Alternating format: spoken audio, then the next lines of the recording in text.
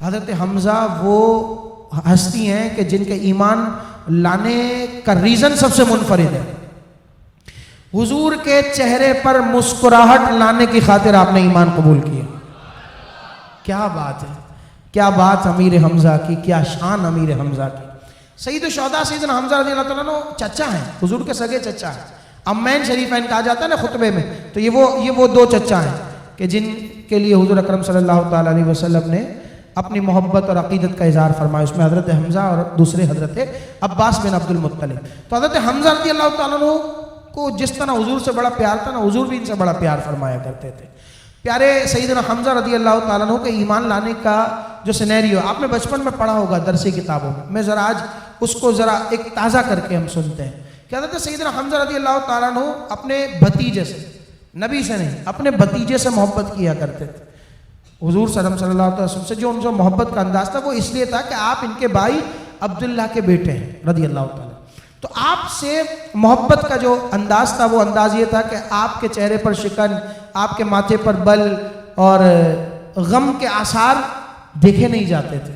تو حضور اکرم صلی اللہ علیہ وسلم دین کی تبلیغ میں مصروف عمل ہیں. ابو جہل اس نے اس واقعے کو دیکھا کہ حضور دین کی تبلیغ کر رہے ہیں، وہ بدتمیزی کر کر وہاں سے چلا گیا.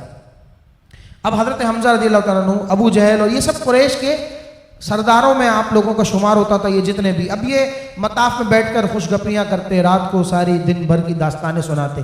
حضرت حمزہ شکار پر گئے ہوئے ہیں، کسی نے ان کو بتایا کہ آپ کے بھتیجے کے ساتھ ابو جہل نے اس طرح کا معاملہ کیا ہے کہ اس نے بد زبانی کی ہے اور پھر اب وہ اس طرف گیا ہے. آپ شکار سے واپس آئے تھے، ہاتھ میں تیر کمان تھا.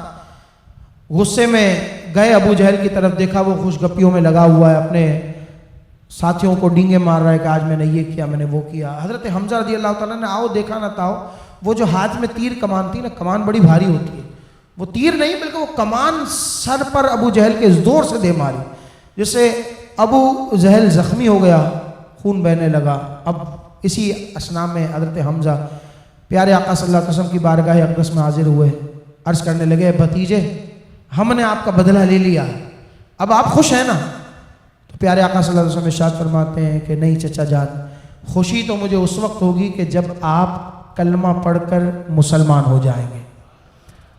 اب جس کا اب میں نے ابھی کہا نا کہ قریش کے بڑے سرداروں میں آپ کا شمار ہوتا تھا، شورا بیٹھتی تھی تو آپ کو بلایا جاتا تھا، روب اور دبدبا تھا. جس طرح حضرت عمر کے بارے میں ہم سنتے تھے، حضرت حمزہ رضی اللہ تعالیٰ عنہ کا ایک مقام اور اسٹیٹس اسی وقت بھی تھا. تو جب یہ سچویشن آتی ہے نا، اب یہ کوئی چھوٹی بات نہیں تھی کہ خاندان تبدیل کرنا ہے، بزنس تبدیل کرنا ہے، حالانکہ یہ بھی بڑی باتیں ہوا کرتی. اس سے بھی کئی گنا زیادہ بڑی بات مذہب تبدیل کرنا، یہ بہت بڑا جو ہے وہ اسٹینڈ لینا تھا انہیں.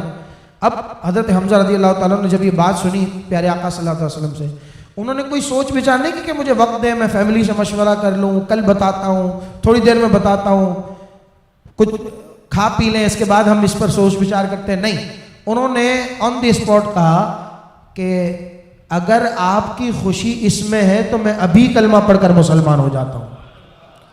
یہ جو حضرت حمزہ رضی اللہ تعالیٰ عنہ کی حضور اکرم صلی اللہ علیہ وسلم سے محبت تھی نا، یہی محبت کا وہ صلہ تھا کہ آپ کو پھر غزوہ احد میں سید الشہداء کے لقب سے ملقب کیا گیا. یعنی غزوہ بدر ہو، غزوہ احد ہو، یا اس سے پہلے اور جتنے مشاورت اور مارکے ہوں، آپ اس میں بڑے پیش رہے. اور اسی طرح پیارے آقا صلی اللہ علیہ وسلم بھی اپنے چچا جان سے بڑی محبت فرمایا کرتے تھے. جب غزوہ احد کا مارکہ آیا نا، میں نے کہا نا یہ وہ جانثار تھے جو صرف نعرہ نہیں لگاتے تھے کہ میرا سب کچھ آپ پر قربان یا رسول اللہ، وہ قربان کر کے دکھا دیتے.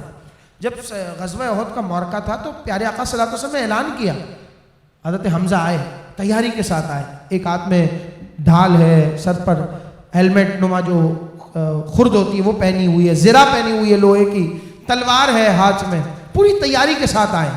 تو پیارے آقا صلی اللہ علیہ وسلم ارشاد فرماتے ہیں کہ اے چچا جان، آج اس جنگ میں آپ کا کوئی قدم پیچھے نہیں ہٹنا چاہیے. اب یہ بات انہوں نے فرما دی.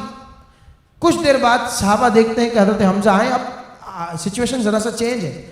آپ نے جو خرد پہنا ہوا تھا لوہے کا وہ اتار دیا ہے، لباس لوہے کے زرہ زیب تن کی تھی وہ ہٹا دی ہے، ڈھال کے بجائے دوسرے ہاتھ میں بھی تلوار ہے، اس میں بھی تلوار، اس میں بھی تلوار، اور بڑے جوشیلے انداز سے گویا جہاد میں جانے کے لیے تیار ہیں۔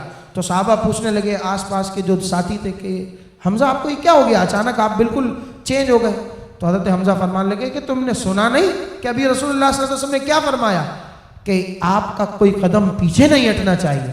دراصل اگر میں اس تیاری کے ساتھ جاتا ہوں تو مجھے یہ لگتا ہے کہ شاید مجھے اپنا قدم اٹھانے میں دقت آئے گی، تو میں نے اس لیے ان تمام ساز و سامان کو ایک طرف رکھ کے یہ سوچا ہے کہ جس طرح حضور نے فرمایا میں اس طرح کر کے دکھاؤں گا۔ اور اسی غزوے میں آپ نے جام شہادت نوش کیا۔ واقعہ بڑا طویل ہے، انشاءاللہ آپ جو سید الشہداء کی محفل ہے اس میں اللہ نے چاہا تو انشاءاللہ اس کو سنیں گے۔